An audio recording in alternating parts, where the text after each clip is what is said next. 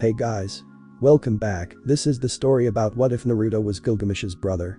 Before we start, you know the drill, like, share and sub, this really supports the channel guys. Let's begin. Minato was happy as he finally did it. He was finally able to beat and seal the Kyuubi no Kitsune into his son and daughter and protect both the village and its people from its rampage and stop the masked man's plan for destroying the village. However, that feeling changed as he felt his presence behind him. Minato Namikaze, I have helped you with the splitting and sealing of the Kyuubi into your children. It is now time to fulfill your end of our deal.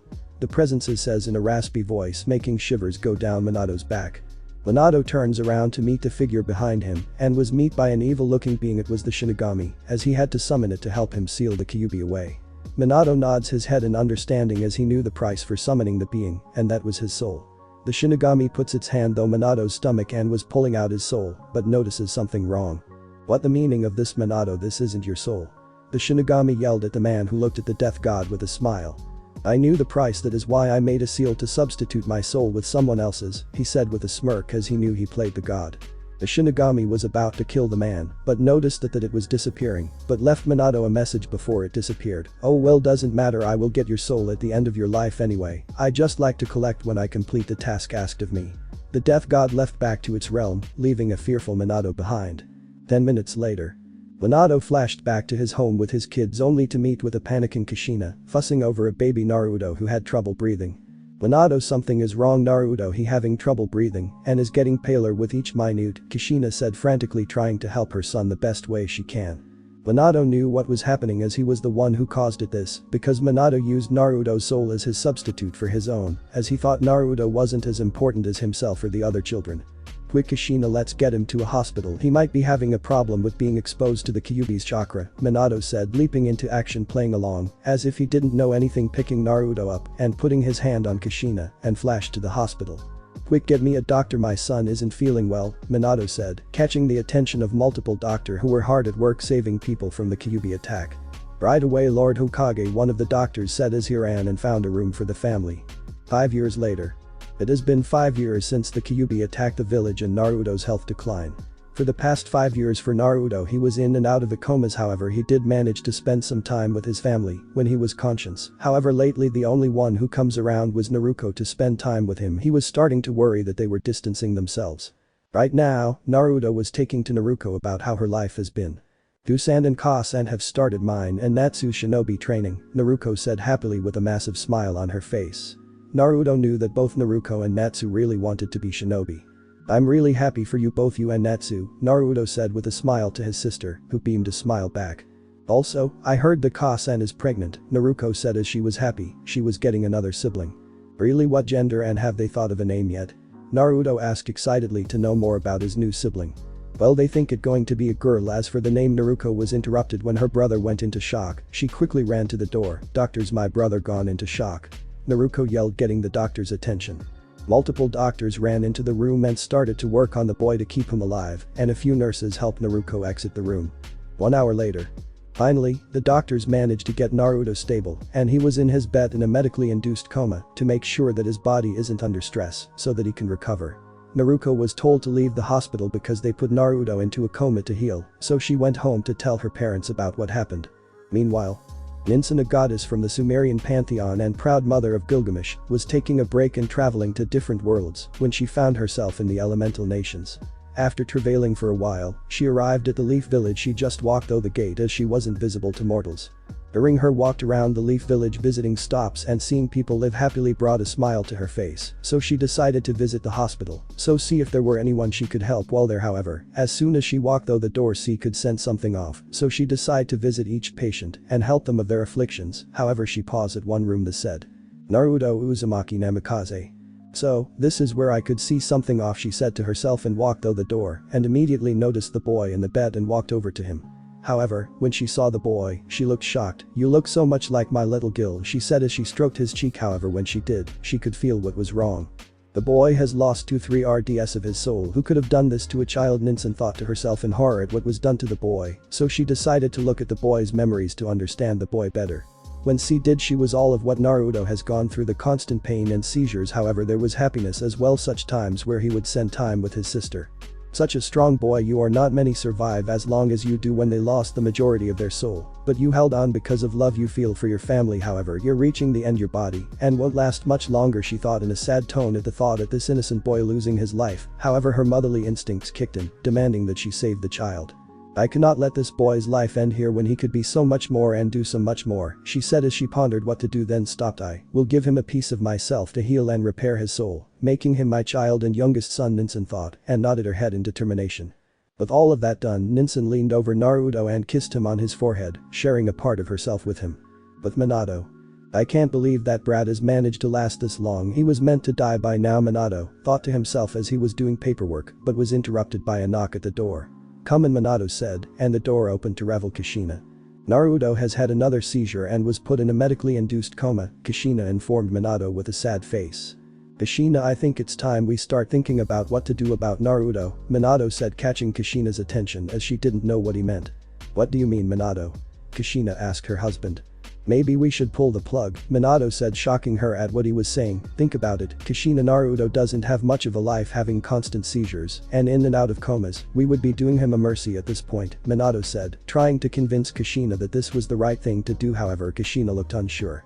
The two started to argue what was best for Naruto, but as the argument went, only Kushina was losing steam as the more Minato spoke, the more it sounded like they were helping the boy. However, unknown to the two, someone walking into the office, invisible to all this, was Ninsen. She came to the office to see what Naruto parents were like, but didn't expect to hear what she was, so she took this moment to reading their memories and was disgusted with the both of them.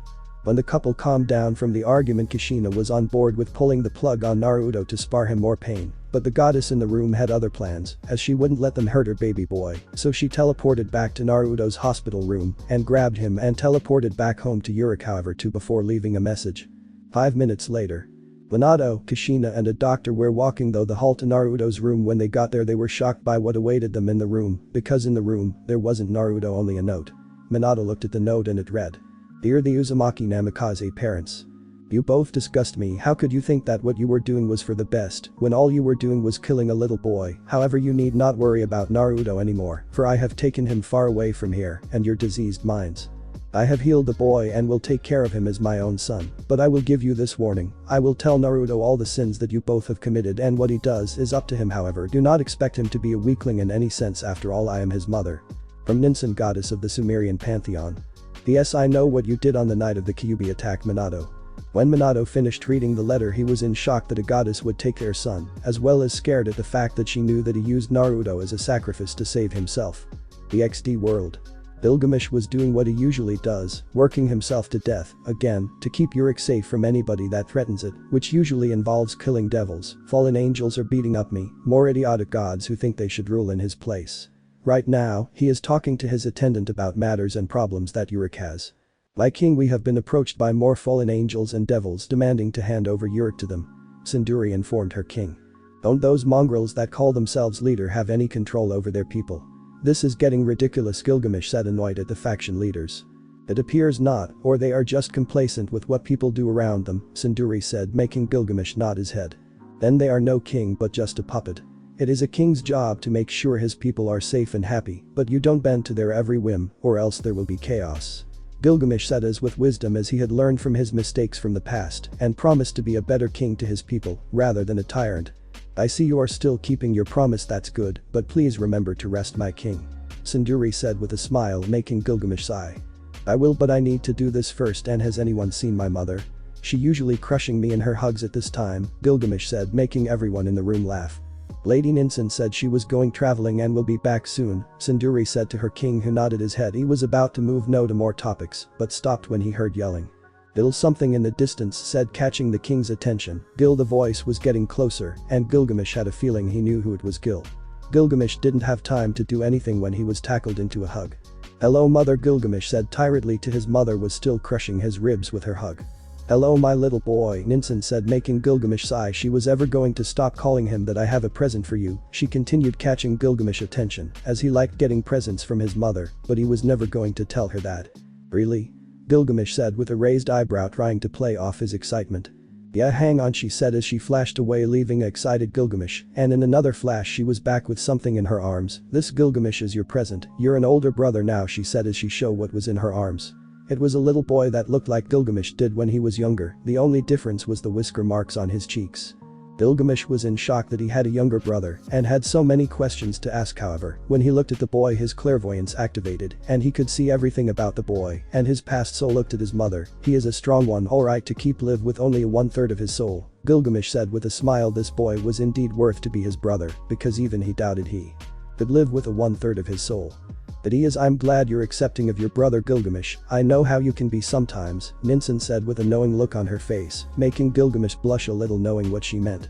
1 hour later. The mother and son duo gave Naruto his own room within his ziggurat so that he may rest while the two talked about what to do from now on, as they have noticed the biblical faction are starting to make more political and military moves around the world.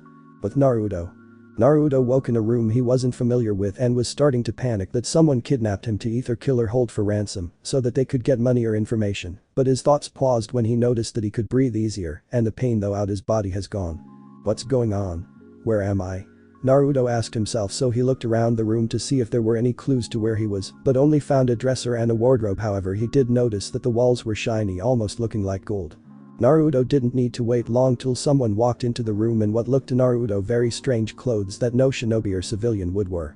But he was interrupted when the woman who entered the room squealed and hugged him, confusing him.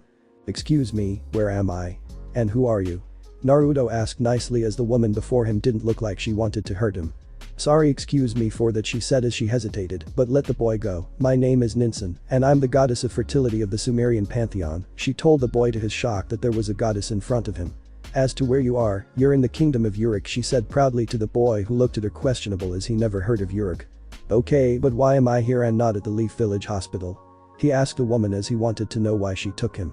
Because that hospital could never have helped you, 𝐸 said, making Naruto look at her, signaling for her to continue her explanation. You weren't suffering from any physical affliction, rather a spiritual one, as you had lost 2/3 of your soul. Naruto nodded his head in understanding as many of the doctors in the village said that they couldn't help him, so I decide to help you by sharing a part of my essence to help heal and repair your soul. However, there were some side effects when she said this. It made Naruto worry for his health.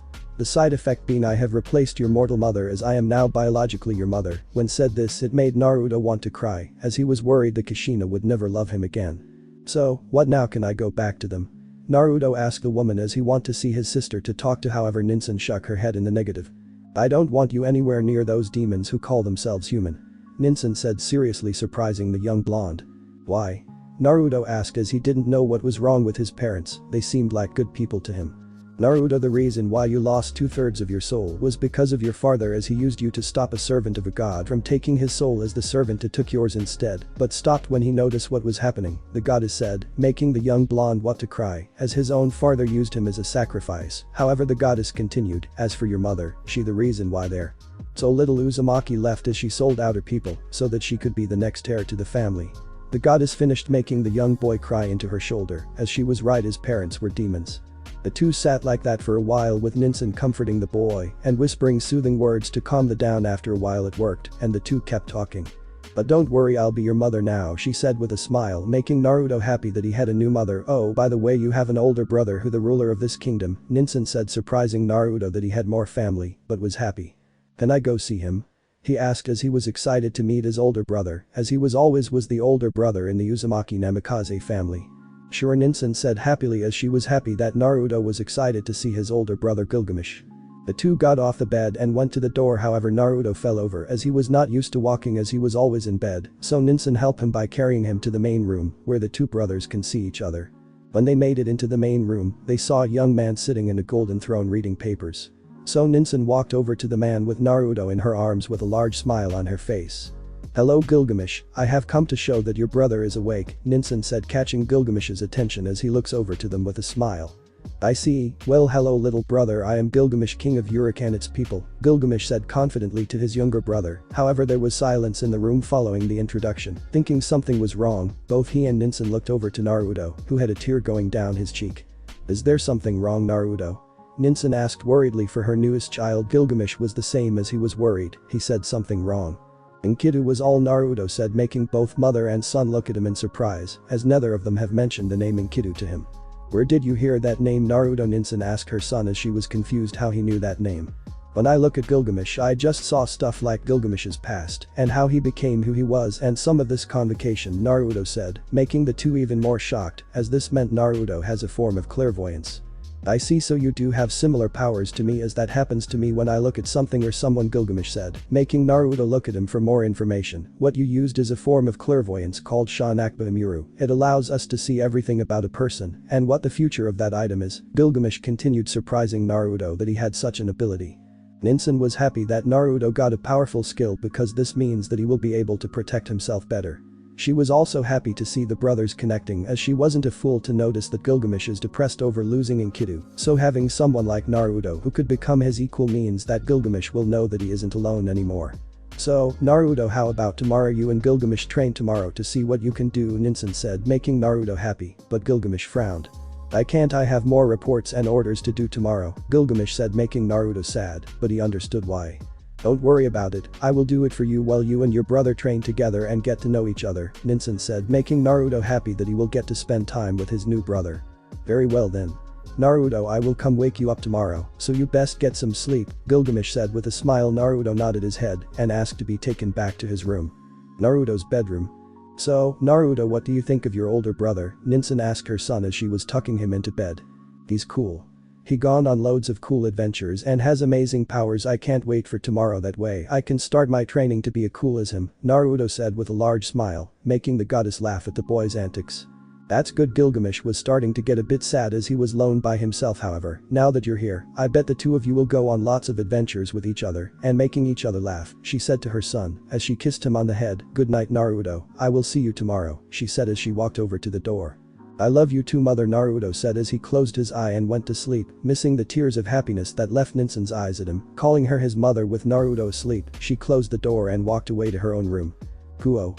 It has been 12 years. Ninsen saved Naruto and made him a demigod. When everyone found out about his powers and skills, they were shocked because he could use the same powers and abilities that Gilgamesh could. However, there was a big difference between the two, as Naruto's Gate of Babylon could store and shoot anything out of it without the limitations that Gilgamesh has, as he doesn't need to change forms to access more power or items like Gilgamesh does. However, Naruto and Gilgamesh share their treasures with each other, meaning if one has it, the other one does too. After 10 years of training, Naruto was considered to be Gilgamesh's equal after a major battle between the two, and they end up in a time much to their mother's happiness, as now she knew neither would be alone in this world now that they had each other. However, Gilgamesh only reply to the end of the fight was for Naruto to get stronger, but both Naruto and Ninsen knew that Gilgamesh was happy, because now he knew that there was someone who could see the world the same way he does and he wouldn't be lonely anymore.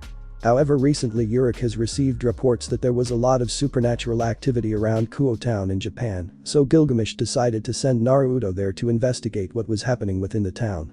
When Naruto asked what Gilgamesh would say when it's found out that Gilgamesh sent him there, he just said to him, "If they ask, I'll just say, you guys do this all the time to me, it's only fair that I do the same," and that was all Gilgamesh said on the matter and sent Naruto on his way.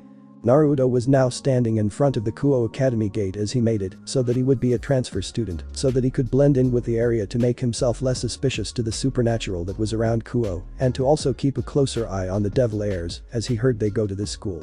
Great, why do I even need to go to school when I already know everything?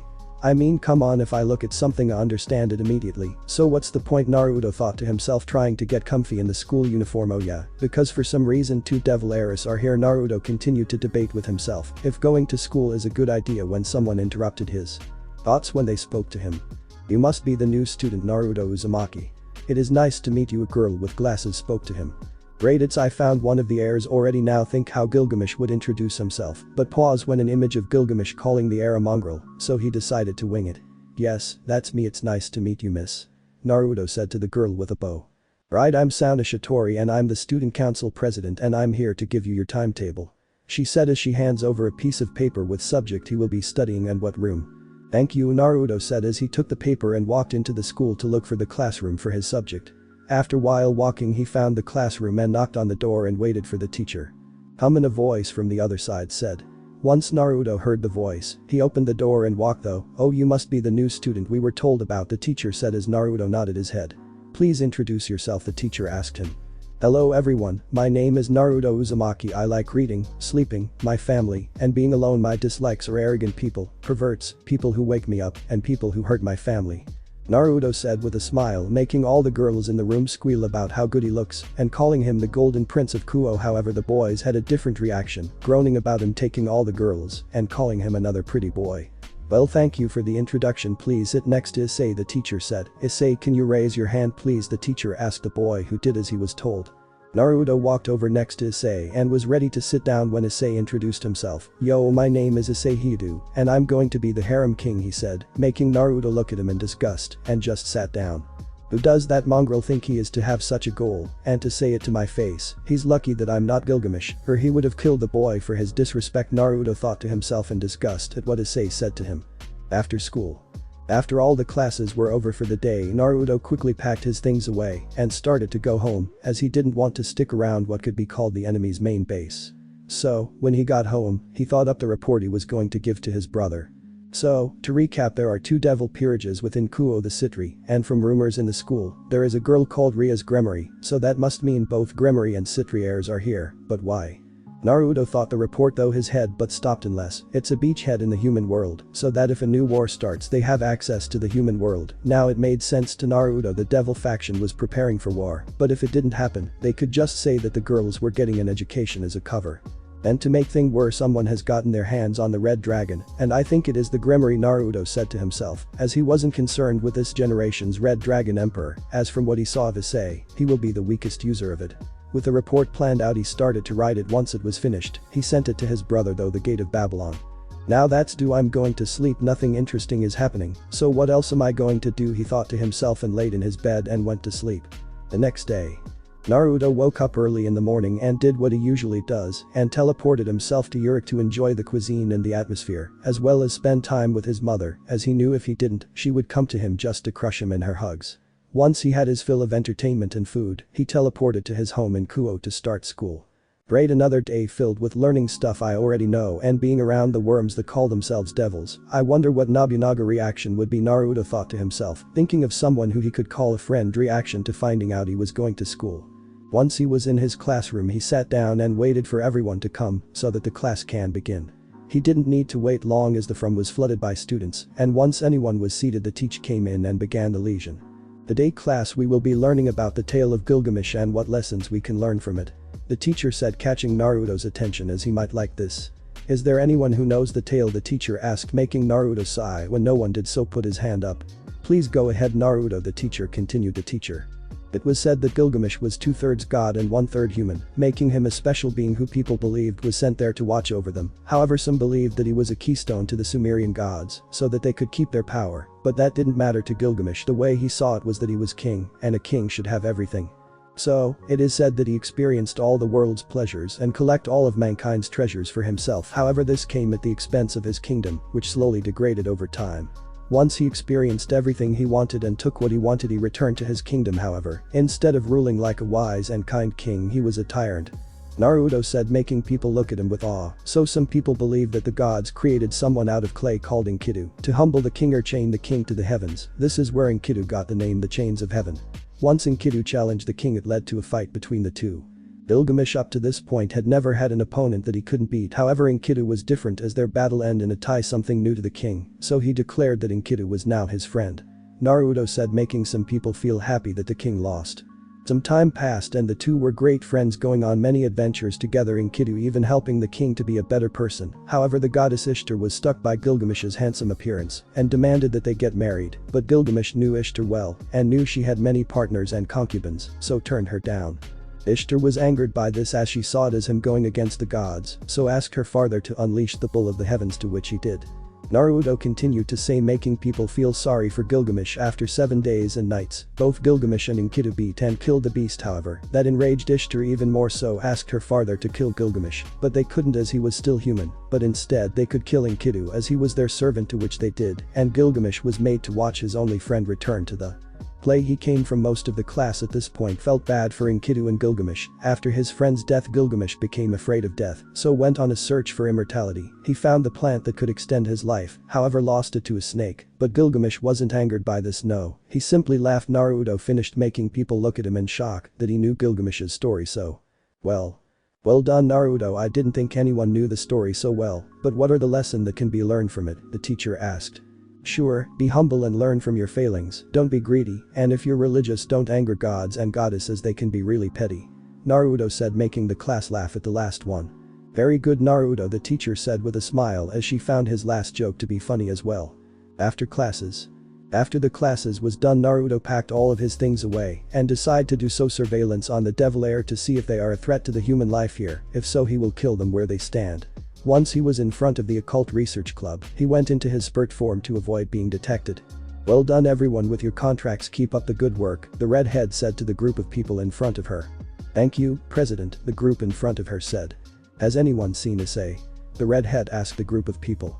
They were about to answer when the door was thrown open to reveal a panting 𝐸, making everyone look worried at him.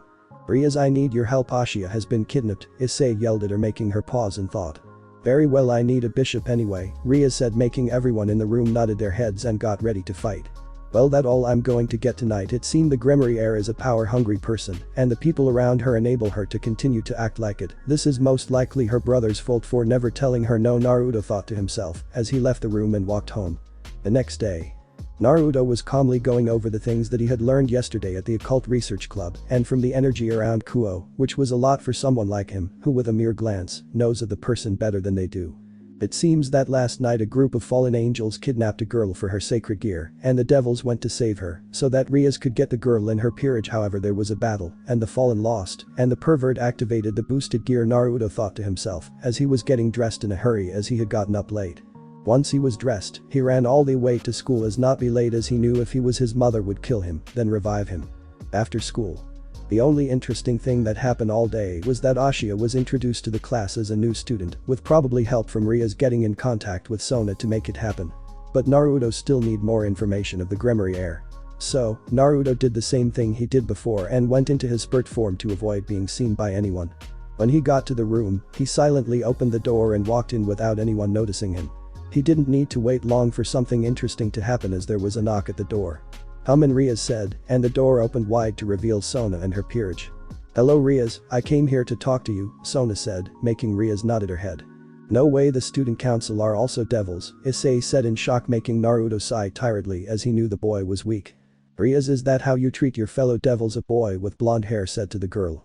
That's enough, Saji, there is an unspoken rule between the two of us where we leave each other alone, Sona informed the boy now named Saji, who nodded his head. Thank you, Sona. Is there anything else? Because I was about to get my 2 new pieces, a familiar Rias asked the girl, who frowned. I was about to go and get Saji, has Sona said, making Rias frown too.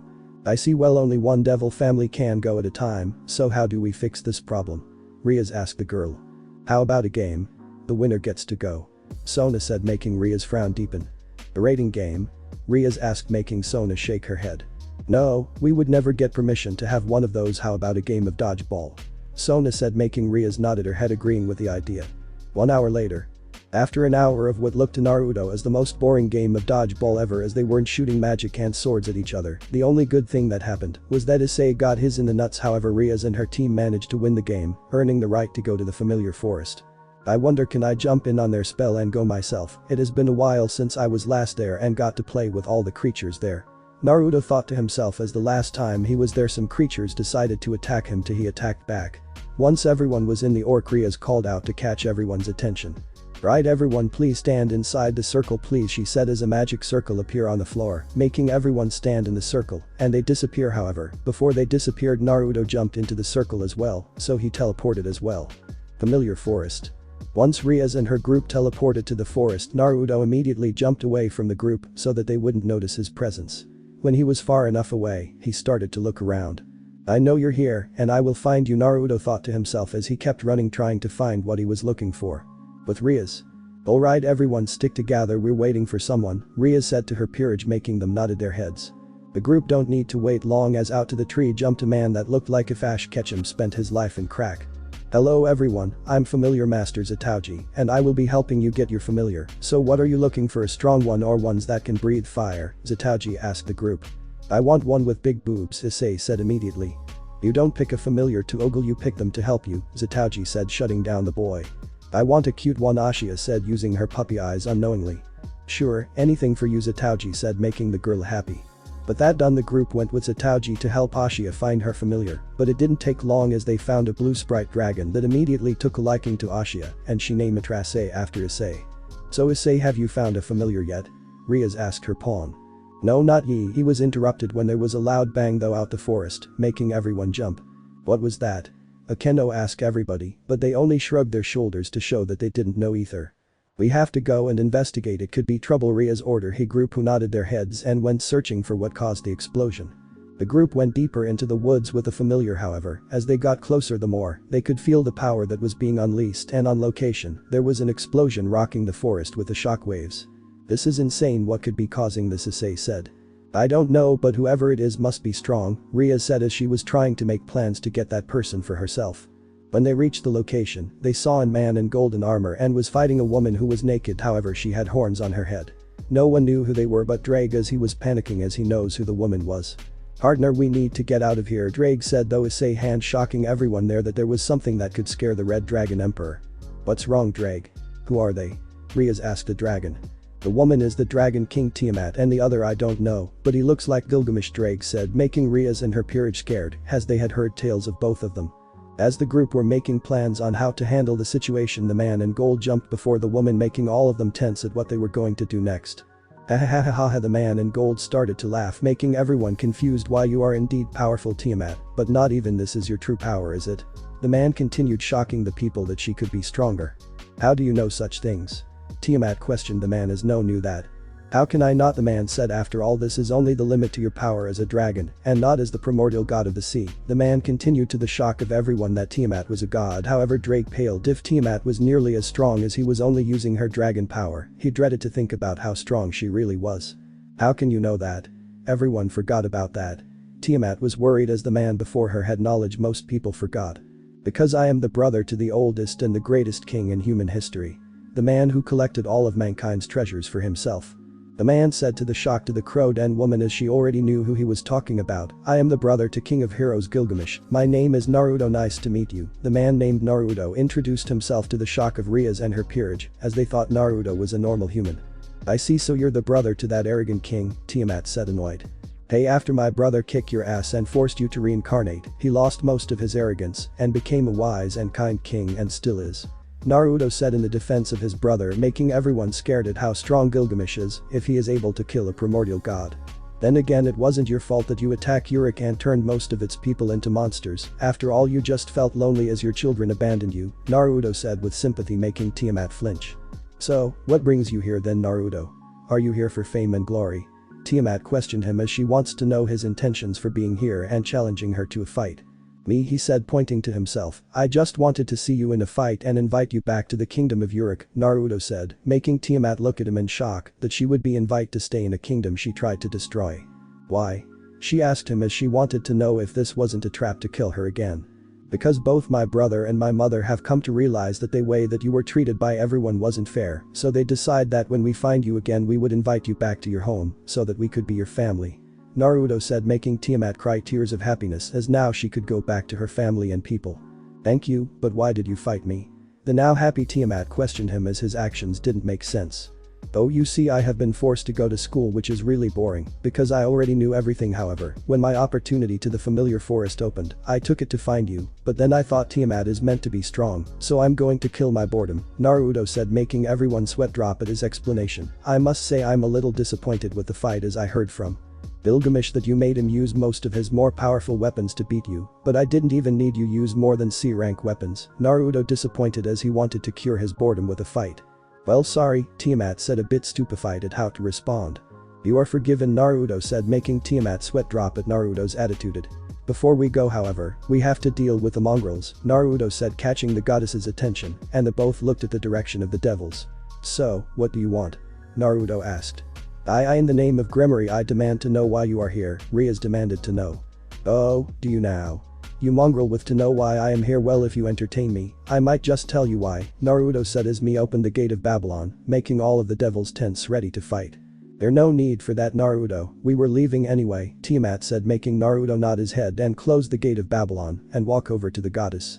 "Right, well, off we go, enjoy your time," Rias, Naruto said, as he put a hand of Tiamat's shoulder, and the two of them faded into gold particles. "Uruk. Gilgamesh was doing what he usually does and work himself with paperwork, and he was also cursing his past self for putting all of the work onto him and promised himself he would punch his past self. However, his too was interrupted when two people materialized in front of him. "So little brother, I see that you brought Tiamat with you," Gilgamesh said to Naruto, who nodded his head. "Well, we all wanted her home, didn't we?" Naruto said, making Gilgamesh nodded his head in approval. "However, the devils managed to see me and will likely tell their devil kings what happened." Naruto continued, making Gilgamesh frown. "Don't worry, I have a plan," Naruto said with a smirk. "Really, what's that?" Gilgamesh asked, confused. "Tiamat, will you be my familiar?" Naruto asked Tiamat, who looked at him confused. "Why?"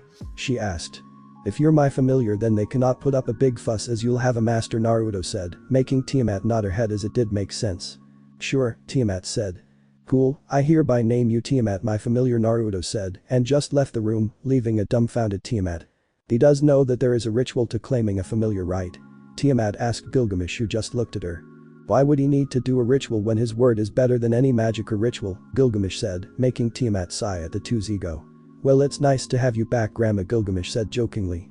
When Tiamat heard what Gilgamesh said, she turned to look at him with her eyes having flames. "What did you call me?" Tiamat said with anger, making Gilgamesh sweat. "I am your mother, not grandmother," she said seriously. "I already have a mother and I don't think she will give that title to anyone," Gilgamesh told her, making her pause. "Well, now you have two mother, you're a lucky boy," Tiamat told him in return, making him sigh in defeat. "Well, go to one of the servants and they will take you to your room," Gilgamesh told her, making her nod her head as she was about to leave. He said, "Welcome home," he said, making her smile, and left the room. The next day, Naruto was getting ready to go to school when Sindri opened the door with a worried face, making Naruto sigh as he knew what happened. "Naruto, quickly, his majesty has died," Sindri said with a panicked tone, showing her worry. "Don't worry, I'll go get his ass back here, can you just stall all of his meeting for a while?" Naruto said, making the attendant nod her head. "Well, I'll be off then," he said as he left the room ready to go to Kuoh. 1 hour later in Kuoh, Naruto was walking through the lands of Kuoh peaceful, as he much preferred this underworld to any other manly, due to the fate that 𝐸𝐸𝐸𝐸𝐸 was the goddess and leader of this version of it, and he knew how much she loved to take care of those that come into her domain. "Where is that good-for-nothing brother of mine that keeps causing us trouble?" Naruto asked himself as he continued to wander, but stopped and started to run to the location of 𝐸𝐸𝐸𝐸𝐸, as she would be able to find him faster. After a while, Naruto managed to find 𝐸𝐸𝐸𝐸𝐸 sleeping on her stone throne, peacefully, making Naruto smirk as he knew just what to do. "Is that Ishtar? How did she make it this far? She probably here to kidnap another one of your souls from the underworld," Naruto shouted, making the goddess jump out of her throne and pick up her spear, and looked around frantically, but stopped when she heard laughing. "That's not funny, Naruto, I actually thought she was here," 𝐸𝐸𝐸𝐸𝐸𝐸 said with a pout, making her look cuter than she already was. Sorry, I couldn't stop myself when you were sleeping," Naruto said with a smile. "How have you been, 𝐸𝐸𝐸𝐸𝐸?" Naruto asked the goddess, who smiled. "I've been good, although I have been a little lonely without my friend to play with me," she answered her friend. "But enough with that, why are you here, Naruto?" she asked him. "Gilgamesh worked himself to death again," Naruto said, making the goddess nod her head in understanding. "I wanted to know where he was so I can take him home," he continued to say. "Sure, let me work my magic and I'll bring him here," she said, making Naruto nod his head. With it, she hit her spear against the ground and used her authority to bring Gilgamesh to them. It didn't take long. As soon as she was done, Gilgamesh was standing in front of them with a confused look. "I swear I wasn't here a minute ago," he said, making the demigod and goddess sweat drop at the man's carelessness. "Oh well, I see that you're here to take me back, Naruto," Gilgamesh continued, making Naruto nod his head. "I swear how we put up with you is beyond me," Naruto said, making Gilgamesh laugh. "Well, we'll be off now, 𝐸𝐸𝐸𝐸𝐸𝐸, and I'll be sure to visit you when I can," Naruto said as he put his hand on Gilgamesh, and the two fade into golden particles. When the two reappeared, it was in Gilgamesh's office, and there was a stack of paperwork waiting for him to complete. "I miss being able to do that, it used to make me look bad," as Gilgamesh complained to his brother. "Anyway, now that done, I can continue my work." However, before he could move, he was tied up in Enkidu's chains.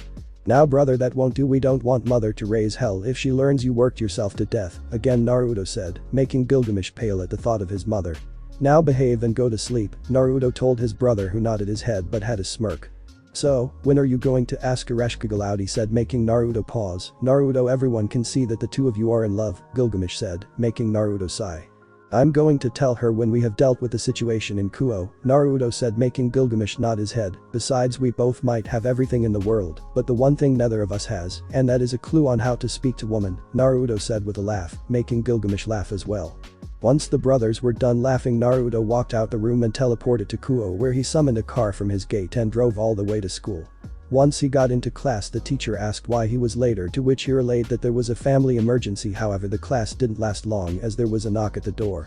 "Come in," the teacher said, and the door opened to reveal Kiba. "Mr. Yuta, what can I do for you?" the teacher asked. "My president wishes to speak to 𝐸_ASHIA and Naruto as something came up in the orc and would like to talk to them," Kiba said, making the teacher nod her head. "Okay, can you three go with Mr. Yuta please?" the teacher said, making the three pack their thing and went with the boy. It didn't take long for the group to reach the orc building, and all four of them went inside and was greeted by Rias walking out of the shower to the disgust of Naruto.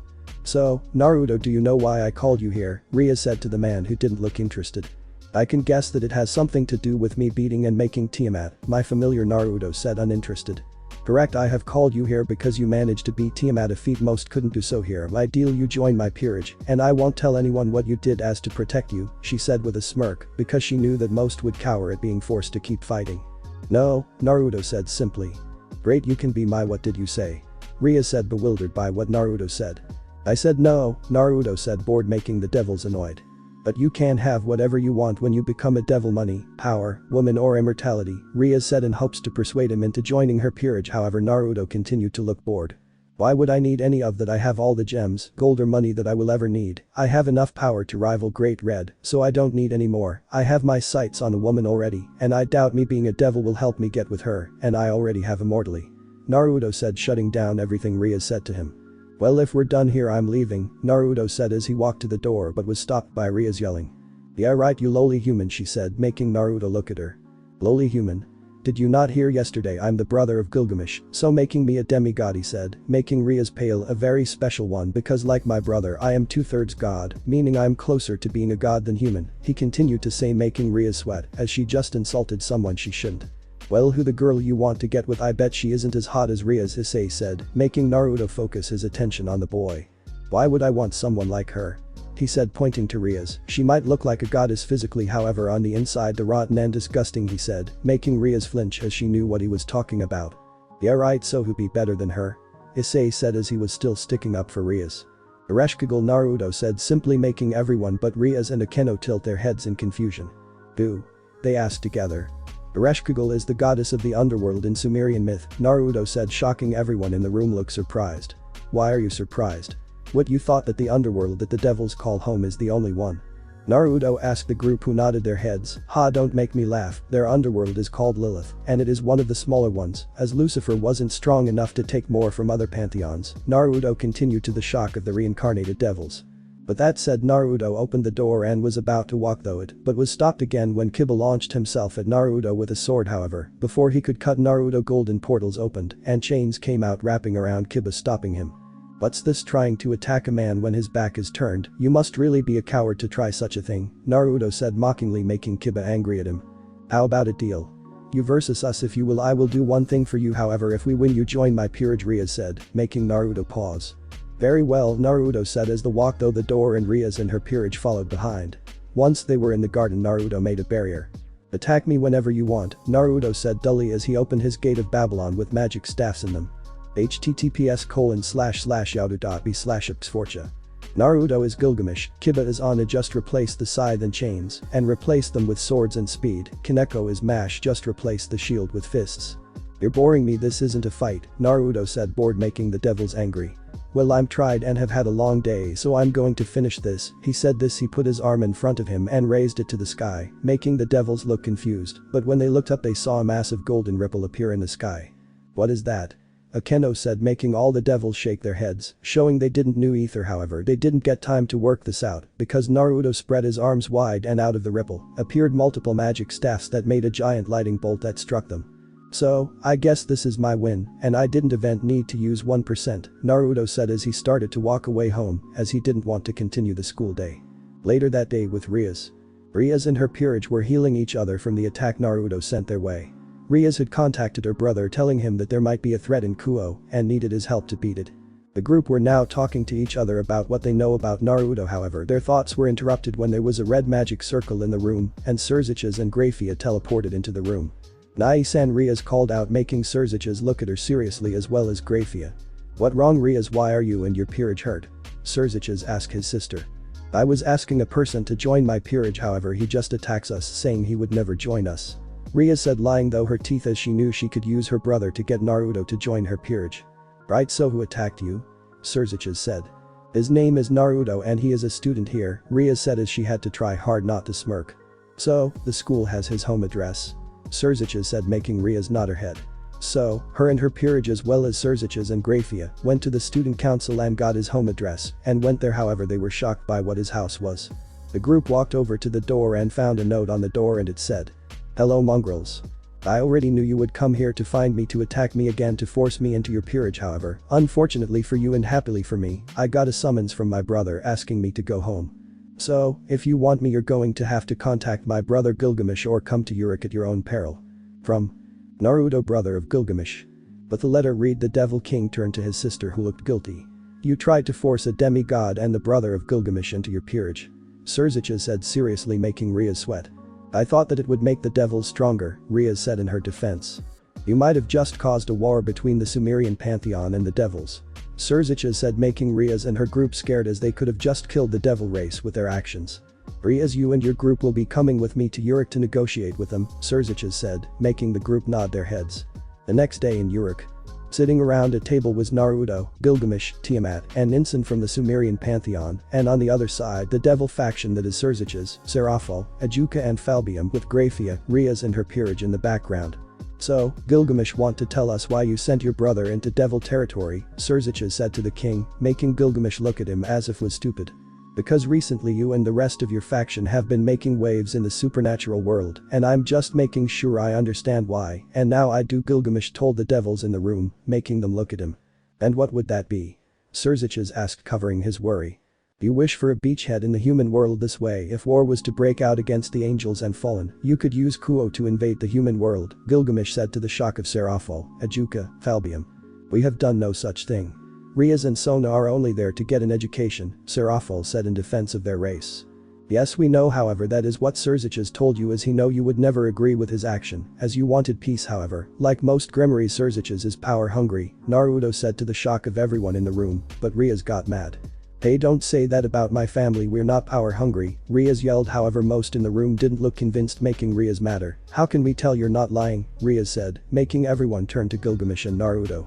"Why would we lie? What need do kings have to lie when we might as we be straight up and tell you what we want? Or if we were going to do it, for example invade hell, we would just tell you we were going to do it," Gilgamesh said, making everyone sigh at his ego. "What he means to say is that his ego prevents him from lying," Naruto translated for his brother, making Gilgamesh give him an annoyed look, and Ninsen slapped the back of his head. "Ouch, what was that for?" Naruto said to his mother. "Leave your brother alone, after all you're the same," Ninsen said to her son, who mumbled about who he wasn't, then paused and said that he was almost the same. "Can we move on to why Tiamat the Dragon King is here with you?" 𝐶𝐸𝐴 said, making the Sumerian pantheon look at her as if she was an idiot. "Tiamat has always been a part of the Sumerian pantheon, after all she is the primordial mother and goddess of the sea," Gilgamesh said, shocking the devils that Tiamat has always been a goddess. However, Tiamat was beaming at being called mother. However, she and the rest of the pantheon had a massive fight, leading to her banishment from heaven. Gilgamesh said, making everyone look to Tiamat in surprise, but Tiamat has a small frown. "But why is she here?" 𝐶𝐸𝐴 pressed for an answer. "Because now that most of the Sumerian pantheon is gone with only my mother, Ishtar and 𝐸𝐴Z𝐵 alive, we decided that it was best for her to come home," Naruto said, making Tiamat smile, and the devils in the room nod their heads other than 𝐫𝐤𝐽 and Rias. "How did she become a dragon king if she was a goddess?"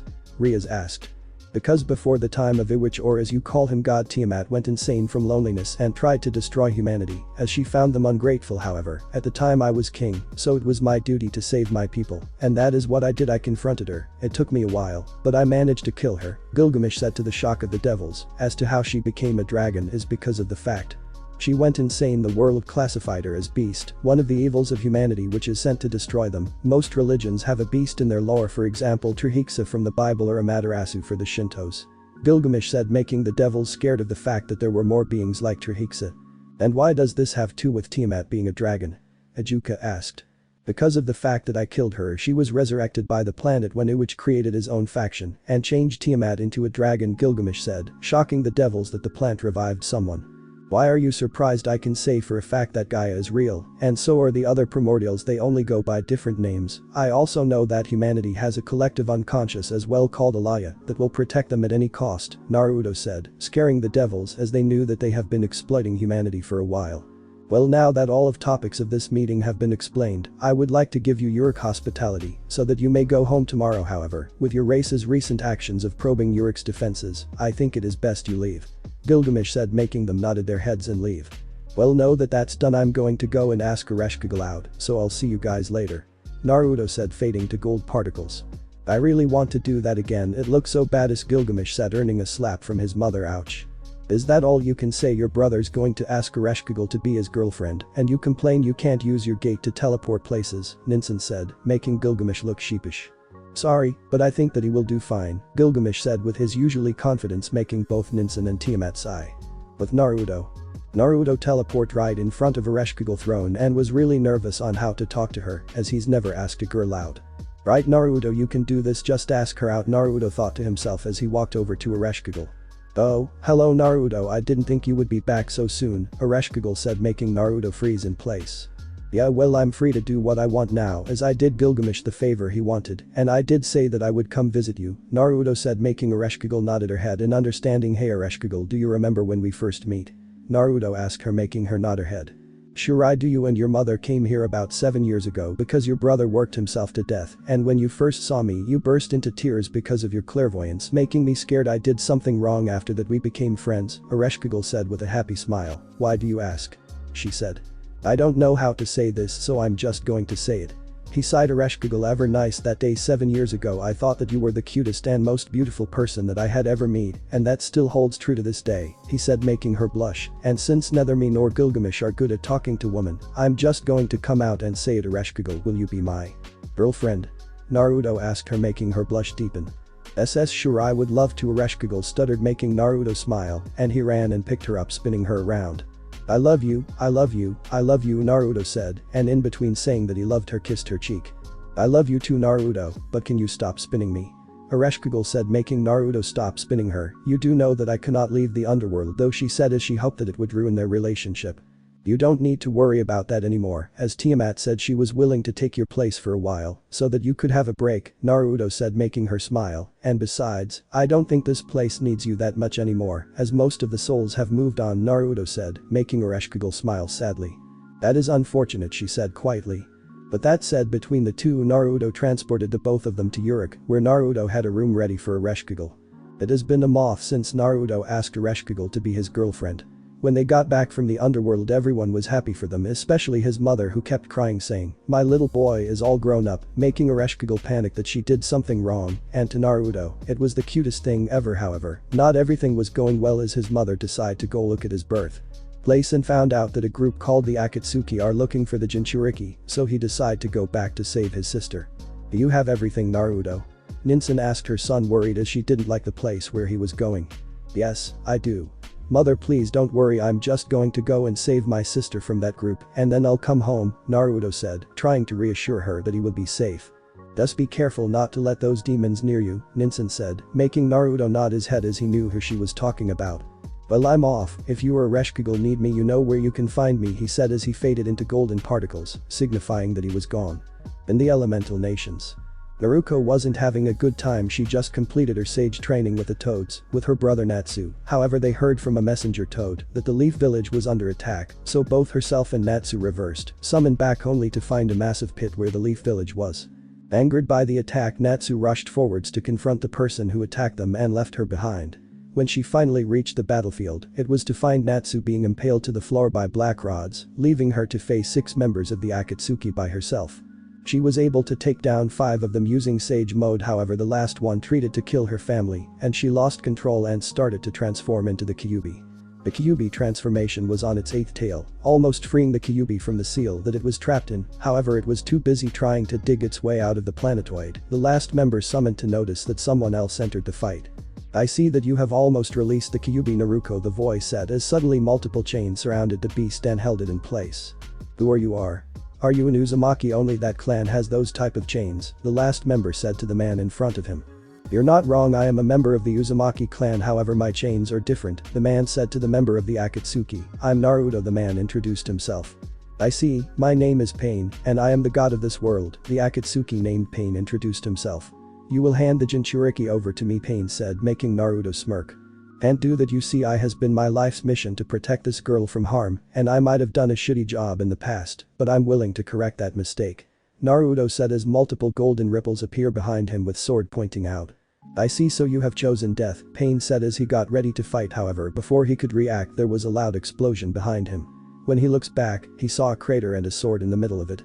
"Ahahaha, that's so funny coming from someone who couldn't even react just now. Your threats mean nothing to me. Hopefully your instincts will kick in, and you will be able to dodge, for a while, and give me some entertainment to cure my boredom," Naruto said as he started to fire swords from the ripples behind him, making Pain use Shinra Tensei to block the incoming weapons.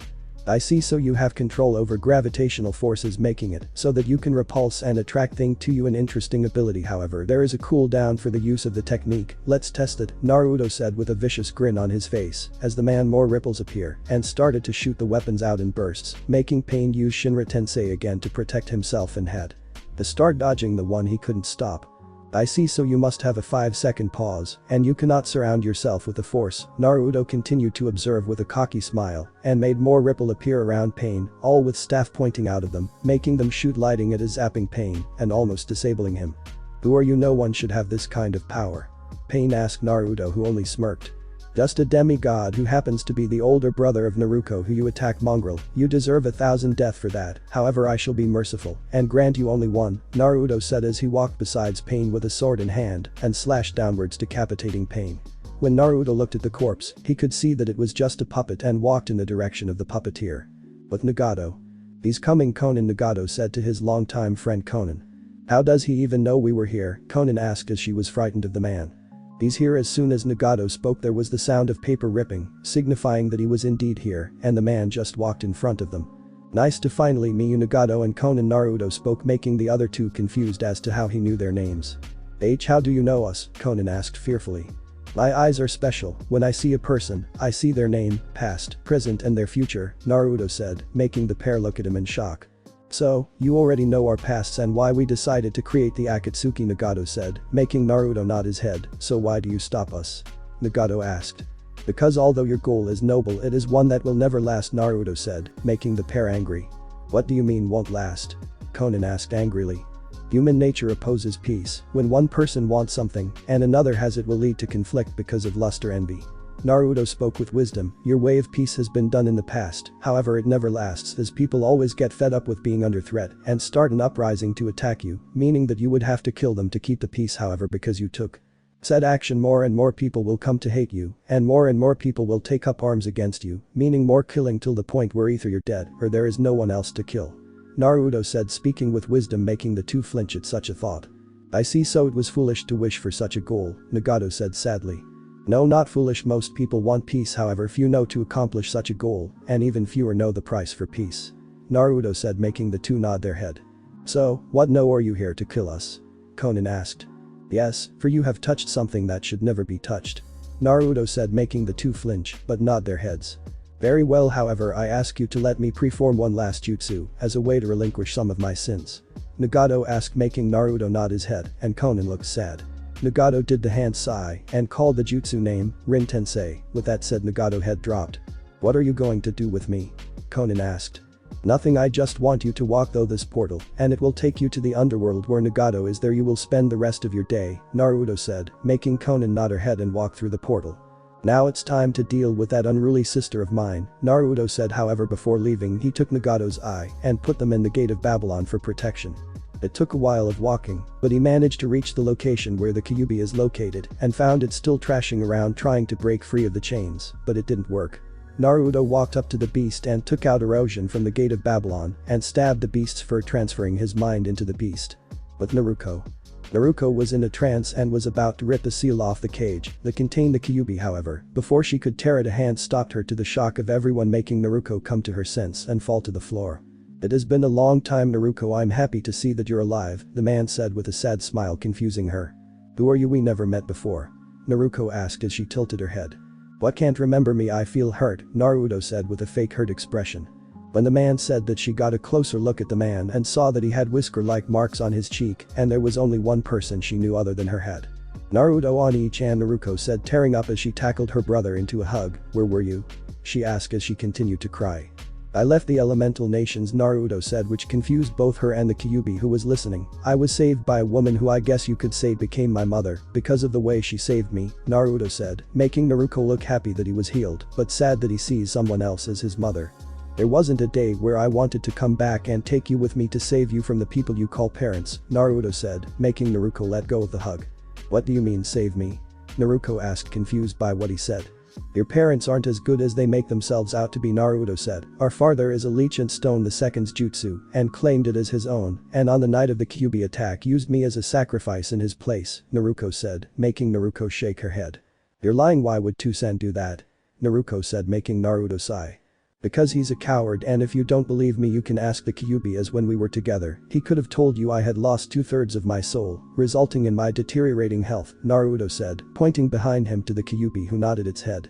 "He isn't wrong. I could tell that the boy had lost a part of his soul like I had, however unlike me, he was human and couldn't survive having his soul spilt, and there is only one being that could interact with a person's soul, and that is the Shinigami," the Kyuubi said, making Naruko freeze. "If you think that bad, your mother is worse. Do you know how she kept saying she the last Uzumaki?" Naruto asked, making Naruko nod her head. "That is because she sold out the village to Konoha, and they leaked it to the other villages, making them attack Yuzu," Naruto said, making Naruko upset. Why would she do that?" Naruto asked. In between sobs, Naruto walked up to her and hugged her. "Because she wasn't going to be clan head, that was going to her older sister," Naruto explained Kushina's actions. "If you don't believe me you can ask the Kyuubi, because when it was sealed into Kushina, it had access to its memories," Naruto said to Naruko, who looked at the Kyuubi who nodded its head to show he wasn't lying. "Thank you for telling me this, Naruto, but what do we do?" Naruko asked. "First we unseal the Kyuubi," Naruto said, to everyone's shock. "That way you can use its chakra better. Besides, unlike the brat Natsu who has the yang portion of the Kyuubi, you have the yin side of the Kyuubi, and it seems more than willing to communicate with us," Naruto said, making Naruko nod her head. "As I did look that way." "So, you wish to talk instead of demanding it like your brother," the Kyuubi said, making Naruko nod her head. "That right, you are a living being, so I should treat you as such and not as a battery," Naruko said, making both Naruto and the Kyuubi smile. "Right, however before we begin, I would like to ask your brother a question," the Kyuubi said, making Naruto nod his head. "How are you still alive? You should be dead by now," the Kyuubi asked, to which Naruto sighed. "Like I said, I was saved by a woman, however she wasn't normal, she was a god," Naruto started, making Naruko shocked, and the Kyuubi nodded its head. "She shared a part of her essence with me, which restored and repaired my soul, however, at the cost of her being my mother." Naruko was in shock that a goddess saved her brother and was now his mother, "So technically I'm 2/3 god and 1/3 human, making me a demigod," Naruto said, shocking both this time that Naruto became a demigod. "I see, and what was that goddess' name?" the Kyuubi asked, as he knew that the gods of this world don't like interfering with mortals.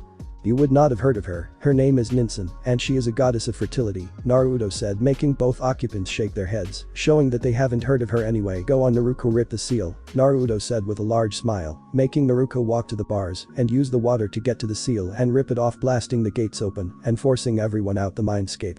Outside. Once both of the siblings were blasted out of the mindscape, Naruko tackled Naruto into another hug to make sure that he was real and not an illusion. However, their hug was cut short when they were surrounded by ninja and Naruko's family. "You did it, Naruko, you defeated the Akatsuki. I'm so proud of you," Minato said as he was about to hug his daughter. However, a sword impaled itself in front of him, making him stop and the ninja to go on guard. When they looked at who did it, there was a boy that looked similar. The only difference was their eyes. While Naruko's were blue, the mystery boy had red. "That is as far as you go, Minato Namikaze," the man told Minato, who looked angry. "Who are you?" Minato demanded to know as he took out two kunai with a ninja around him doing the same. "Yeah, Blondie, tell us who you are, so we don't need to hurt you," Kushina said, trying to intimidate Naruto. However, he just looked bored. "Are you so blind that you cannot see your own son in front of your own face?" Naruto said, confusing Minato and Kushina. However, Natsu was in thought. "Don't tell me you're that weakling," Naruto, Natsu said with a smirk, making all those around him gasp in shock that the person in front of them was the Hokage's long-lost son. "Well done, Natsu, you have proved to have a memory better than a goldfish." "Yes, I am Naruto, the so-called weakling who was in hospital for no fault of his own," Naruto said, confusing everyone but Kushina and Minato what he meant. "It's good to have you back, Sachi," Kushina said with a smile. However, Naruto looked at her in disgust. "I'm not back because I'm not staying. I'm here to take Naruko away from you, mongrels," Naruto said angrily, making Minato and Kushina angry. "You're not going anywhere," Kushina said as she made chains appear from her back. However, they were stopped by more chains, making her look at Naruto in shock to find two ripples above his head with the chains coming out. "What do you think of my chains? Mine are a lot more impressive as yours can only hold tailed beast, while mine can hold the very gods." Naruto spoke arrogantly, making all those around him scared that he had such a power. "What are you waiting for? Attack him!" Minato ordered, making all of the ninja jump at Naruto ready to attack him, but before they could they were all pieced by swords and daggers, making the Uzumaki Namikaze family look at him in shock.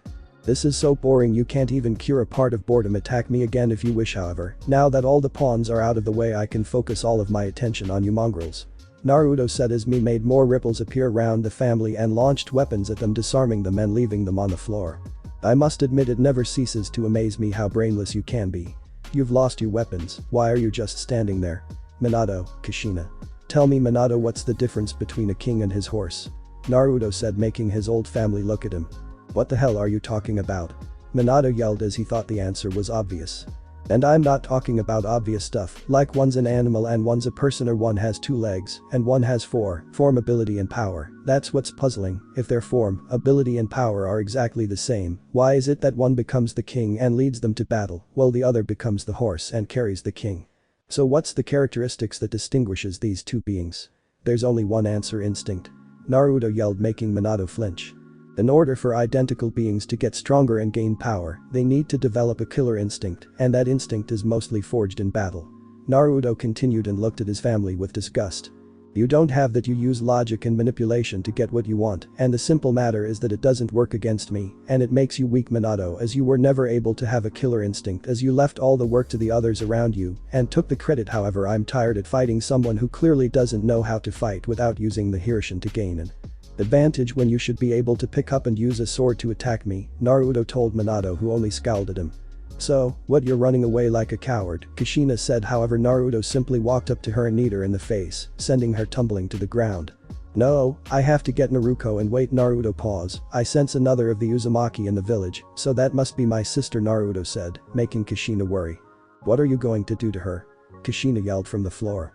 "Do to her nothing, however I'm going to take her with me as well," Naruto said as he disappeared into golden particles, leaving Naruko with him. "What are you doing, Naruko? Get over here and help us," Natsu said to his sister, who only looked at them with disgust.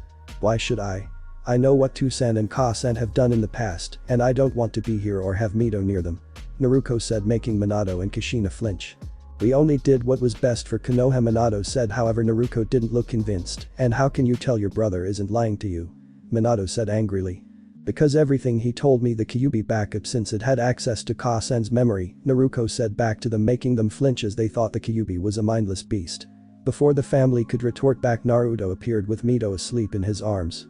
"Naruko, put your hand on my shoulder," Naruto, making Naruko do as she was told. "I would say it was a pleasure, but then I would be lying," Naruto said to Minato, who only scowled. "Take them, they're not needed anyway. After all, Natsu is the child of the prophecy," Minato said with a smirk, only to get laughter in return. "That funny?" Naruto continued to laugh. "He is no such thing. He lost to the 6 paths of pain instantly and will never do anything that will cause peace in the future, only war," Naruto told them. "And how would you know?" Natsu said. "Because you're an idiot and I have already seen it with my eyes," he said as he held his hand close to his face. "Well, time to go. Mongrels, I hope you enjoy your so-called peace," Naruto said as Naruto, Mito and Naruko faded into golden particles. Uruk. Naruto, Mito and Naruko materialized in Naruto's room in Uruk, where he placed Mito on the bed and turned to face Naruko. "Welcome home, Naruko," Naruto said with a large smile on his face. "I'm home," she said with the same type of smile. With that, the pair left the room in order to show Naruko Uruk and the place she would be staying. I hope you guys liked the story. If you did, click on any of the videos which are popping on the screen right now. I promise you'll love them too. If you like my videos, you can like and subscribe too. I'll see you on another amazing What If video, guys. Love you all, peace.